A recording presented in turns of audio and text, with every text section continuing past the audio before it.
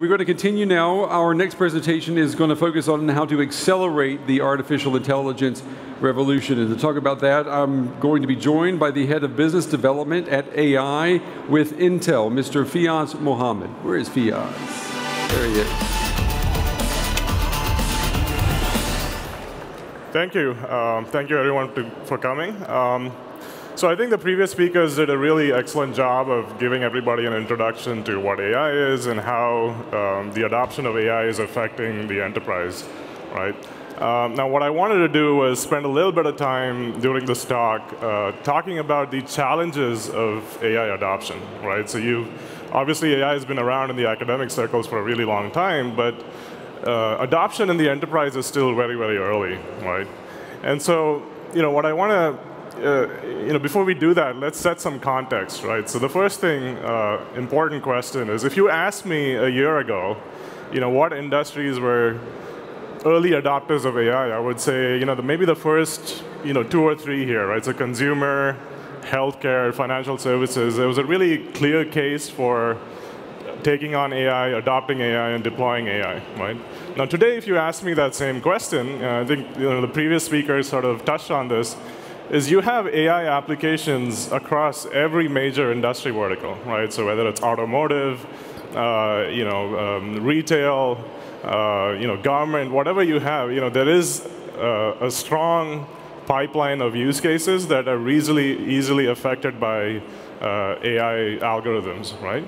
And if you sort of segment these things, there are probably 4 or 5 broad categories. There's natural language processing, there's image processing, there's understanding of signals, right? So time series data, whether it's stock market data or whatever. So there's sort of strong themes that emerge from even these hundreds of different use cases, right? Now, even though these use cases are there, what is the real adoption in the enterprise today, right? And so Forrester, they did this poll maybe about a year ago. The question is, OK, well, how many enterprises in these 10 major verticals are investigating AI, right? And you get about a 50 to 60% response rate, right? So that's pretty good, right? 60% of enterprises today are looking at AI. They're doing some research. They're trying to understand how it affects them, et cetera. Now, what is the real adoption? Now, how many of these enterprises actually have AI deployed in some form or the other at scale? Now, that's a very, very small number. I mean, it's still 10, 12%, right? So imagine the possibilities, right? So you have a strong interest, right? But the adoption is still slow. And I think what I really want to understand here is, well, why is that, right? So why is there, even though everyone wants it, why is there still a slow adoption in the enterprise space? Right? And here's where I want to start peeling the onion a little bit and try to understand, well, how can we sort of help accelerate that, and what are the challenges that enterprise face today with respect to adoption? Now, this is a very simplified process, but let's walk through this a little bit, right? So when you go to a large enterprise and you ask them, OK, well, how are you looking at deploying AI? The first thing they do is, OK, they start polling the rest of the organization and saying, well, what are the use cases? What are the applications that are important to us that we can start looking at AI as a potential solution for, right? So they identify the use case. That's important. Believe it or not, for large organizations, this becomes a very political, emotional conversation, right? So they want to understand ROI. They want to understand what use cases are important, what's going to move the needle. These are all really great questions.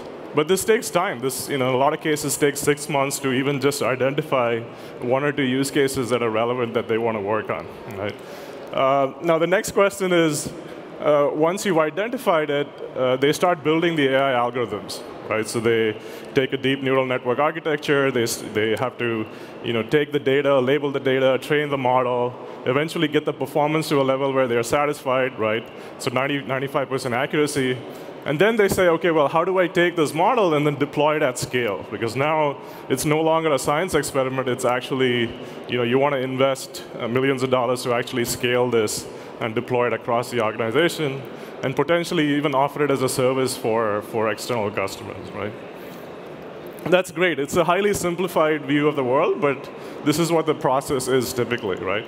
Now, the problem is that a lot of enterprises early on, they get stuck in the first and second step, right? It takes them so long to identify a use case, and then it takes them a year, sometimes 2 years, just to build this model and get the accuracy and to where everybody's happy and they want to deploy it, right? Now, what I want to do is encourage everyone to sort of step back a little, right? It's not about the use case. It's not about the accuracy of the model even, right? What is important is that you need to understand that AI is here. It's going to change your business, right? And you need to be able to, irrespective of what the use case is, deploy an infrastructure and a process that you can scale across the organization, right? It's not about 1 or 2 use cases, but how do I prepare myself for this AI revolution? And do I have the people? Do I have the skills? Do I have the infrastructure? Do I understand the different technology components to actually deploy this across multiple use cases, right? And that's the last step. The deploying at scale is a really, really important step. But I think what we are seeing today is that step 1 and step 2 are taking so long that the adoption is not there yet, right? And what I encourage everyone to do is sort of do these things in parallel. Yes, it's important to understand a use case. It's important to get an accuracy, whatever. But once you have the systems in place, the accuracy will come because you'll be able to feed more data into the models, and you'll get that's an eventuality that will happen, right? Don't get caught up on whether it's 80% accurate or 90% accurate. That's not that critical in the big scheme of things, right? Now, what does it take to deploy at scale, right? And again, the previous speakers talked about this a little bit, but deploying AI is a full stack, end-to-end problem, right? So it's hardware, it's software, it's data center to gateway to edge, right? That's sort of a multi-dimensional view of the problem, right? The third thing is also you want to leverage the community as much as possible, right? So not all AI solutions need to be built in-house. You don't have to solve all the AI problems that are relevant to your own business, right? You can outsource a lot of that. There are a lot of exciting startups here that build point solutions for very specific things. And you need to be able to leverage that, and you need to have the systems and process in place to actually leverage that community. So we'll talk a little bit about each of these things, right? The first thing is the tools, right? So tools here are essentially software tools, right? It takes a tremendous amount of software to actually build AI solutions. It's a non-trivial amount of software, right? So the second thing is about hardware. So it's not a one-size-fits-all solution either, right? So you have high compute nodes for training in the data center, for example, and you have low wattage inference chips for the edge. So you have to be aware of all the different hardware solutions that exist for you to deploy something at scale. And finally, like I said, the community is really important. But let's talk about the tools first, right? And we'll start at the bottom, right? So there's something that we are building at Intel. We've built that's an open source set of libraries called the MKLDNN. So it's essentially math kernel libraries that are optimized for deep neural networks, right? And so if you think about neural network workloads, at a very fundamental level, they're math operations. They're matrix-matrix multiplications. They're convolutions. They're batch norms. But what we're doing is, irrespective of what software you're running on top, we've built a low-level set of libraries that accelerates all those workloads on Intel architecture. So this is a key component. You don't have to really worry about it, but it exists. And hopefully, at the abstraction layer that you're working on, this is the underlying layer that helps you run these things at performance on Intel architecture, right? The second thing I want to talk about is the frameworks themselves, right? So you've heard of a lot of these logos before. There's Caffe, Torch, TensorFlow, which is a Google framework. MXNet is one that Amazon's introduced. These are sort of high-level frameworks that you can build your deep learning AI workloads with, right? Now, what we're doing is we're taking these high-level frameworks and we're working with the framework developers. So let's say TensorFlow, it's Google. So we work very closely with Google, and we optimize those frameworks for Intel architecture, right? So, so if you're running it on a Xeon processor, you get the latest, best version of TensorFlow that optimizes on the MKLDNN and all other sort of primitives that you will need to run it effectively. So this is this direct optimization that we do for each of these different frameworks. Right. So the problem here is, though, what we want to do is we want to take this a step further and say, in reality, enterprises use different frameworks. So for one problem, you'll use TensorFlow. Maybe another department in a different business unit will use MXNet, right, which are two very different frameworks. You also want to be able to deploy it at different hardware targets. Right? You may have training in the data center. You may do inference, which is the predictive aspect of it, in a gateway or an edge. And if you worry about optimizations, is TensorFlow optimized for this versus that? It becomes a very complex problem, right? So what we're trying to do is build this thing called ngraph, which is essentially an abstraction layer, right? So irrespective of what you're doing, if you have underlying layer called ngraph, you don't have to worry about what hardware target it's running on. It's automatically. So all the optimizations happen within the ngraph layer, right? So that simplifies this exponential problem of sort of worrying about what frameworks and what hardware targets you'll be executing on, right? And the key thing is, we partner with some of the biggest cloud service providers and the framework developers because it's a close relationship. We want to be able to work with Baidu and Microsoft and Amazon on taking their frameworks and running it through ngraph so that it's a good experience for the developers and they're not losing on performance. So in an initial test, we actually see that TensorFlow, for example, and MXNet, for example, are really running sometimes even faster than direct optimizations when we do this via that ngraph layer. Now, a couple of other key tools. If because of big data, obviously, a lot of enterprises have large Spark, Apache Spark deployments. So we have something called BigDL that is a set of libraries and toolkits that leverages that underlying Spark in deployment and allows you to run AI and deep learning workloads very easily on them. The other one that I want to talk about is this thing called the Open Vino, which is essentially, because of the prevalence of IoT and edge devices and video applications and computer vision applications, this is a huge area for deep learning and AI, right? And so what we wanted to do was build a set of libraries and toolkits that allows you to build video analytics and video detection type algorithms and train them in the data center and easily deploy it on edge devices, because in most of these cases, the inference happens on a tiny camera, for example, right? So these libraries actually help you do that easily and deploy it across really large deployments because of the deployability of the tool.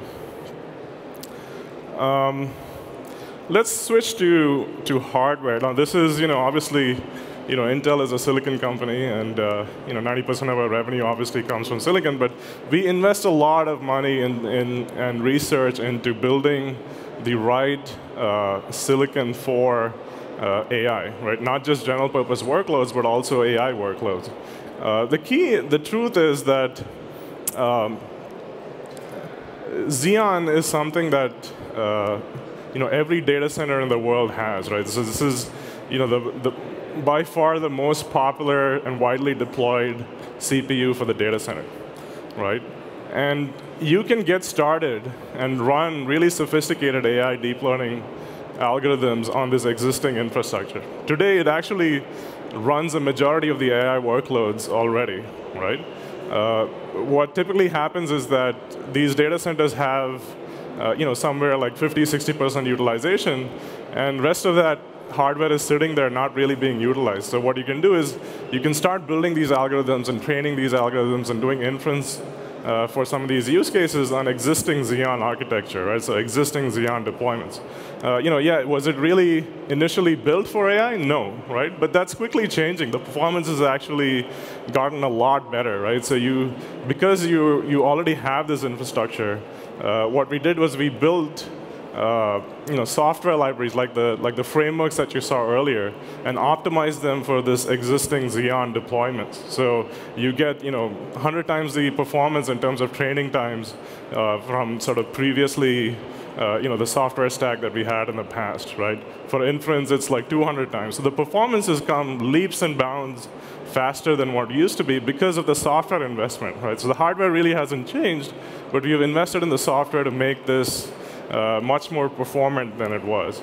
And the key thing with Xeon is you can run different workloads. This is, obviously, CPUs are running a majority of the workloads today. You can do deep learning, you can do AI, you can do machine learning, you can do traditional analytics. Whatever you have runs on a CPU. So it's a multi-purpose, general purpose, as you know, hardware that now, because of the software, is optimized for AI as well. Right. So I want to talk a little bit about a very specific problem that we solved. And this was with a pharmaceutical company called Novartis, which I'm sure many of you know. And what they wanted to do was they are in the drug development business, obviously, right? So what they wanted to do was they have, this is how they test the efficacy and the effectiveness of some of these drugs. So they take cells, right? And they capture an image before the drug is introduced, right? And then they add the drug and then capture another picture of the cells and how they react over time, right? And the goal is to understand the changes in these cells as new drugs and new compounds are introduced. So it's one measure of how effective the drug is, right? Now, the challenge is you've all seen ImageNet and know of ImageNet. These images that these guys are creating are huge, right? So they're 26 times bigger than normal images that are part of the ImageNet database, right? And that introduces a lot of challenges with respect to compute, with respect to memory management, the I/O, et cetera, right? The goal here was to help them sort of reduce human error, because this was actually a manual process, right? A human would sit there and look at these images. Not only reduce human error, but make this fast and efficient for the drug discovery process, right? So what we did was we took that optimized TensorFlow. We did some optimizations in the software stack, and we were able to scale the training time and reduce the training time significantly. So before we did that, it took 11 hours to train on a batch of images, right? We reduced that down to 30 minutes, right, on 8 Xeon nodes, right? So you get almost, as you add additional Xeon servers, you get almost linear scaling, right? So you get about, it's like 6.6 times on 8 servers, which is very close to linear scaling, right? And it also optimizes, because of the memory architecture of Xeons, we didn't have to worry about taking the image and slicing it up into smaller things. You could just import that batch, store it in local memory. So this is why the training time got a lot faster. So this is actually a real-world example that we helped sort of to improve the drug discovery process with Novartis, which was great.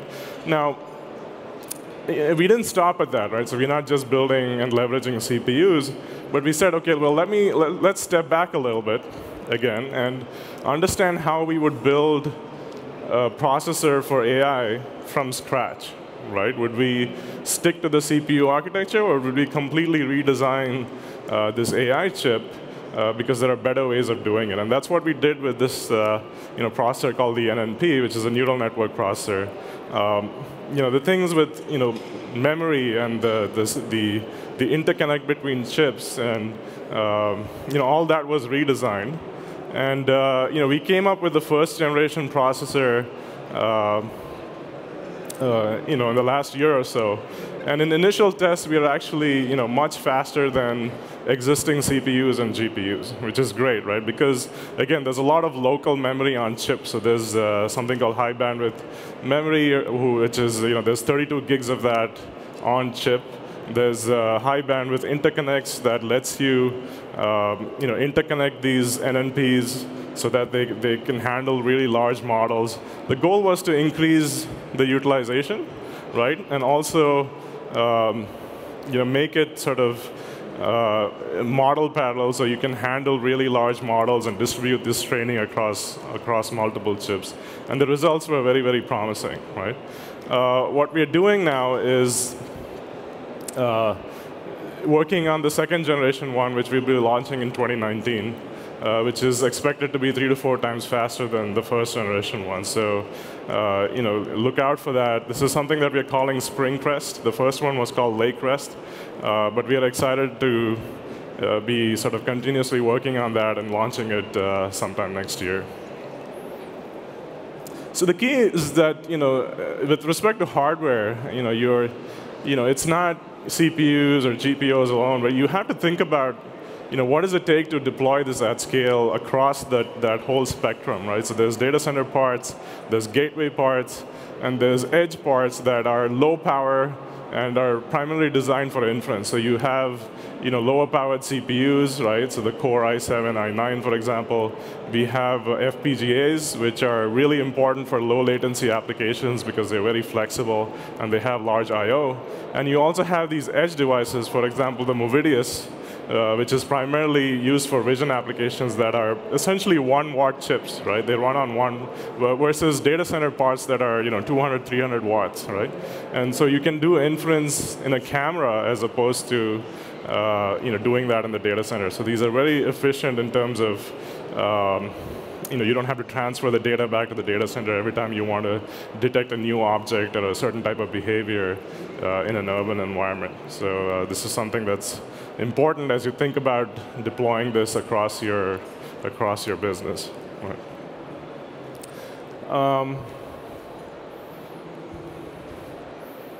Let's see. Finally, we touched on this community thing a little bit earlier. Like I said, you don't have to necessarily build these solutions by yourself. What we do at Intel is try to sort of find companies that are building point solutions that we can then take to larger customers who are trying to build out this solution end to end, right? And it's important for you to think about it likewise as well. You don't have to build these. You have to source the community. There are small startups. There are startups that focus only on financial services or healthcare or very specific point solutions. There are also companies and software providers who are trying to improve that whole workflow, right? So make it more efficient. It may not be a cancer detection algorithm, but it may be a tool that you can use to build AI algorithms faster, for example. So think about it holistically. It's not just, you don't have to solve all these problems yourself. And so what we're doing at Intel is actually building this network called AI Builders that it's essentially like a matchmaking service, right? We identify interesting solutions that are out there. We train them on Intel platforms. We do co-marketing with them. We sometimes invest in them, et cetera. So it's a very broad program. And the goal is to sort of build this community that we can then, we obviously work with some of the largest enterprises in the world. And it becomes a lot easier to sort of get started when you have this community that's sort of helping you through the process, right? And we launched this a couple of months ago, actually. And we now have almost 60 partners, right? And like I said, it's not, it's across the board. There are companies like Lenovo and Dell who are part of the program, which is obviously large OEMs who build servers using Intel architecture. There are companies that do hyperparameter optimization, which is a very specific technique in deep learning modeling, which once you hit certain problems, you'll become aware of these kinds of solutions and how important they are. There are companies that build specific types of algorithms. So this is really key, right? You can join our program. You can be part of this, so we can help you identify the right solutions. You can also reach out to them yourselves, obviously, because they are developing these solutions on their own. So, when I came on stage, I wanted to leave you with some thoughts on what it would take to deploy this. Hopefully this has helped you broaden your sort of view on how to approach AI and how to scale this across your organization. So thank you very much for coming, and I hope you enjoy the rest of your conference. Thank you.